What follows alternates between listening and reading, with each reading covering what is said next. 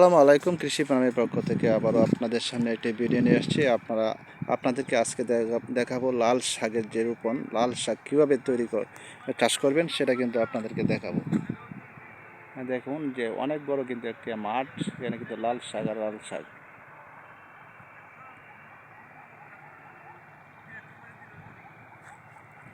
লাল শাকটা আমি পুরো ঘুরিয়ে ঘুরিয়ে কিন্তু আপনাদেরকে দেখিয়ে দিচ্ছি।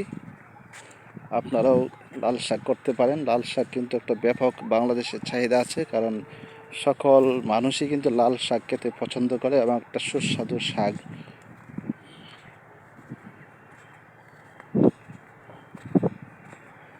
টকটকে যেটা লাল, সে লাল শাকটাই কিন্তু রোপণ করছে এখানে।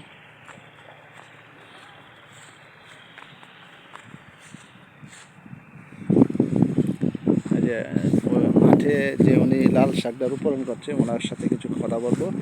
আপনারা ওনার কথা শুনে বুঝতে পারবেন যে কীভাবে লাল শাকটা করবেন। পুরো মাঠটা দেখিয়ে দিচ্ছে লাল শাকের।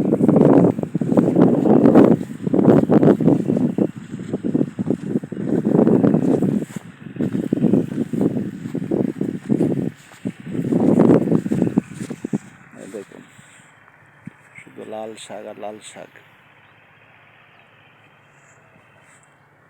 আসসালামু আলাইকুম। ওয়ালাইকুম সালাম। ভাই, আপনার কি নাম? মোহাম্মদ মেহেদি হাসান। মোহাম্মদ মেহেদি হাসান। হ্যাঁ।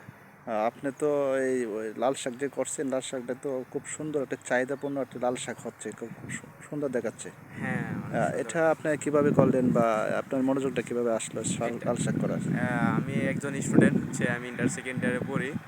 পাশাপাশি সময় আমি খেতে কাজ করি বাবার সাথে, এবং আমার অনেক ইচ্ছা জাগতো যে আমি বসে না থেকে একটু ক্ষেত আবাদ করি বা শাক কৃষি প্রজন্মদের এক্সারসাইজ হয়ে আমি আপনার পাশাপাশি লেখাপড়ার পাশাপাশি আপনি এই কৃষিকাজে মনোযোগী দিয়ে হ্যাঁ, সেখান থেকে কিছু ফ্যামিলির সাপোর্ট পায়, আর ফ্যামিলির খরচটাও সেখান থেকে আসে। হ্যাঁ, আর পড়াশোনার খরচটা আপনার হ্যাঁ, অলরেডি চলে আসে। নিজের মতো স্বাধীনতা চলতে পারি এখান থেকে, লাভটা যদি হয়।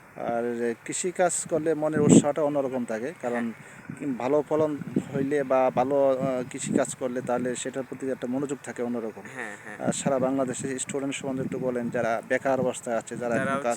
বেকার, যারা বাইরে ঘোরাফেরা না করে বা ফোনের সময় নাচ দিয়ে তিনি ক্ষেতের জায়গা থাকলে ক্ষেত আবাদ করলে অনেক বেটার হবে আমার কাছে মনে হয়। পাশাপাশি কিন্তু পড়াশোনাটাও চালিয়ে যেতে হবে। হ্যাঁ, পাশাপাশি পড়াশোনা কিন্তু আর করা যাবে না, না, কারণ না।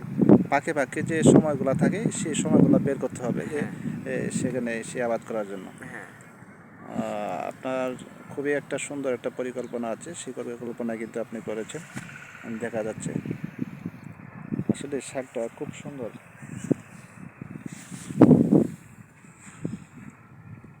আমি আপনাদেরকে পুরো ভিডিওটা দেখিয়ে দিচ্ছি শাকের। দেখুন কত সুন্দর একটা শাক।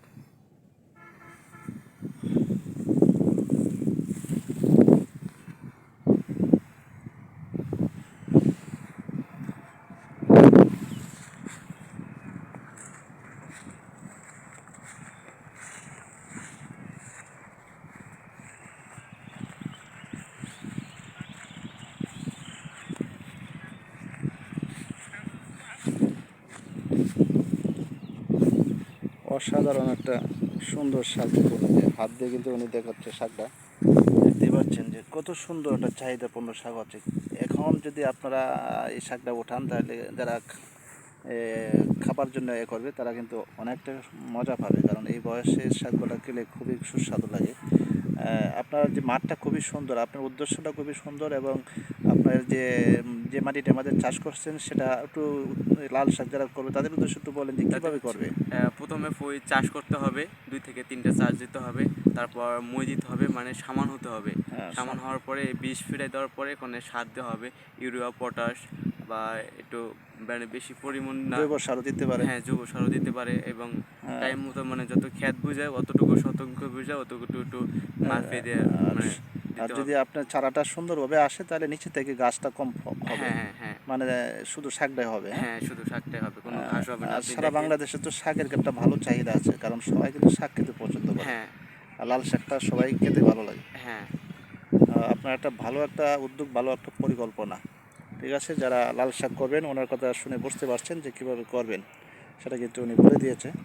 আর আপনার মতো কৃষক বা উদ্যোগ নিতে যারা আছে, যারা নিবে তাদেরকে আসলেই খুবই ভালো লাগবে। কারণ স্টুডেন্ট হয়েও আপনি যে কৃষিকাজে মন দিয়েছেন বা যুক্ত হয়েছেন, সেটার জন্য আপনাকে অসংখ্য ধন্যবাদ। আজকের ভিডিও থেকে আপনাকে কৃষি মায়ের পক্ষ থেকে ধন্যবাদ। আল্লাহ হাফিজ।